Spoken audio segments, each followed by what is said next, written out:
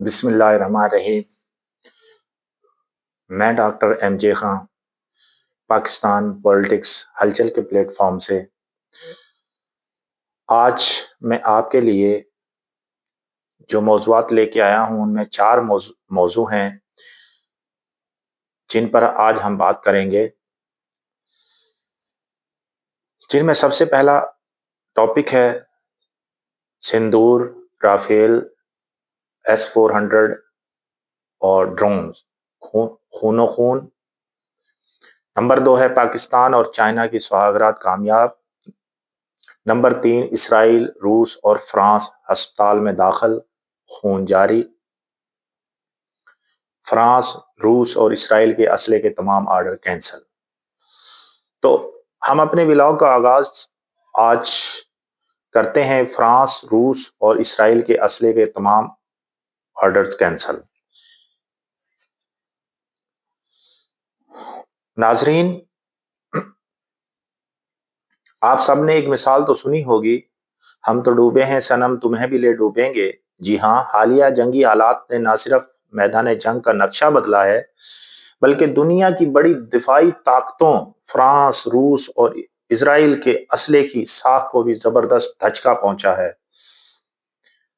سب سے پہلے بات کرتے ہیں فرانس کی۔ فرانس کا جنگی طیارہ رافیل کئی ممالک کو فروخت کیا گیا جس میں بھارت سر فہرست تھا، لیکن حالیہ پاک بھارت جنگی حالات میں یہ بات سامنے آئی، رافیل اپنے دعووں کے مطابق کارکردگی نہیں دکھا سکا، نہ سپیڈ، نہ ریڈار سے بچاؤ اور نہ ہی مار کرنے کی اصل صلاحیت۔ اس کا نتیجہ کیا نکلا؟ کئی ممالک جنہوں نے فرانس سے رافیل یا دیگر ہتھیار خریدنے تھے، انہوں نے اپنے آرڈرز کینسل کر دیے یا ملتوی کر دیے ہیں۔ اب آتے ہیں روس کی طرف۔ روس کا مشہور دفاعی میزائل سسٹم S-400 دنیا بھر میں اپنی شہرت رکھتا تھا۔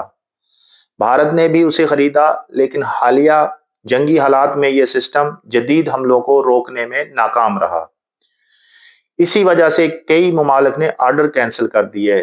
تیسرا ملک اسرائیل کے ڈرونز، جنہیں جدید ٹیکنالوجی کا شاہکار سمجھا جاتا تھا، میدان جنگ میں ناکام ثابت ہوا۔ ان تمام باتوں سے یہ نتیجہ نکلتا ہے کہ دنیا اب برانڈز پر نہیں، کارکردگی پر یقین رکھتی ہے۔ پاکستان جیسے ممالک جنہوں نے کم بجٹ میں جدید ٹیکنالوجی کا استعمال کیا، وہ اب ایک مثال بن رہے ہیں۔ چین، ترکی اور ایران جیسے ممالک نے بھی میدان میں جگہ بنائی ہے۔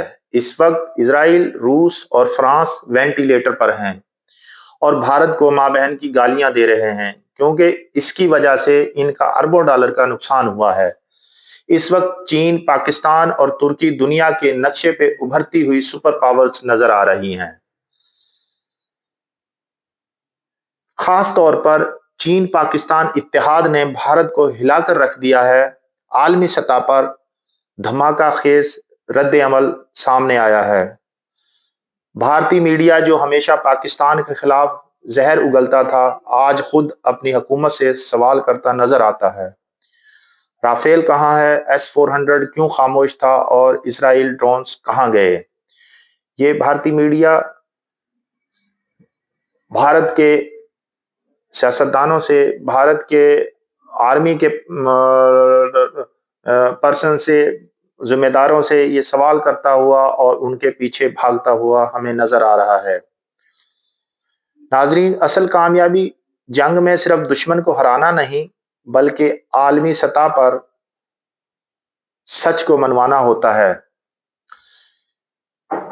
اسی لیے آپ نے دیکھا ہوگا کہ مسئلہ کشمیر جو عرصہ دراز سے ایک گمنام فائلوں میں بند تھا، دوبارہ سے ابھر کر سامنے آیا ہے اور پوری دنیا کو یہ پتا چلا ہے کہ پاکستان پہلے بھی سچ پہ قائم تھا اور پہلے بھی سچ پر تھا اور آج بھی سچ اور حق پہ کھڑا ہے، اور اس نے جو ماضی میں اس کے ساتھ جتنی زیادتیاں ہوئی ہیں ماضی کے اندر، وہ پاکستان ان کا جس طرح سے اس نے مقابلہ کیا، اور بھارت نے جو اس کے اوپر ظلم کیے، کشمیریوں کے اوپر ظلم کیے، وہ پاکستان کی سچائی آج کھل کے سامنے آ گئی ہے، اور اب پوری دنیا اس طرف توجہ دے رہی ہے اور بھارت کو کٹہرے میں کھینچ کر لانے کا ارادہ رکھتی ہے۔ ناظرین، اصل کامیابی آج ملی ہے جب اپنے موقف کو پاکستان نے منوایا ہے۔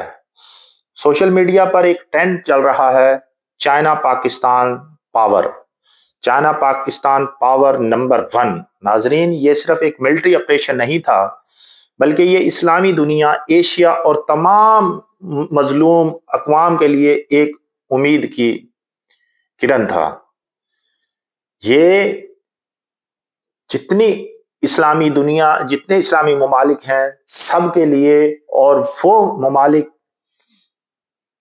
جن کے اوپر یہ بڑے بڑے فرعون، بڑے بڑے یہ دہشت گرد ممالک ان کے ساتھ زیادتیاں کرتے تھے، آج وہ پاکستان کی طرف دیکھنے لگ پڑے ہیں کہ ان کے علاوہ بھی کوئی دنیا میں ہے۔ دنیا نے اب مان لیا ہے کہ پاکستان اب صرف ایک ایٹمی طاقت نہیں، بلکہ ایک اسٹریٹجک ماسٹر بھی ہے۔ سندور، خون و خون، پاک چائنا سوگرات کامیاب،